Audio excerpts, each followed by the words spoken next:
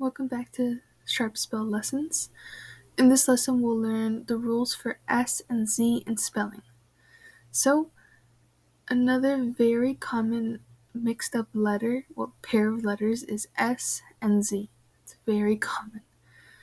And for the most part, this one's not super difficult, and most of the time the S and the Z is differentiated via sound because they do have different sounds, the ts and the z.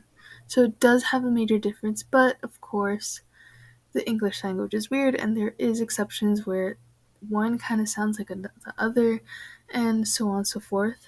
So, one of these rules that can help you out is if a word has a vowel before the Z sound, that Z is most likely a Z sounding S. So Z sounding S. So it's actually an S, but it sounds like a Z. So if it has a vowel before that sound, the Z sound.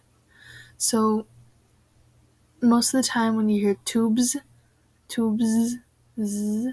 So again, most people jump to like, oh, that's a Z sound. So they're gonna put Z at the end. When really it's actually tubes with the S.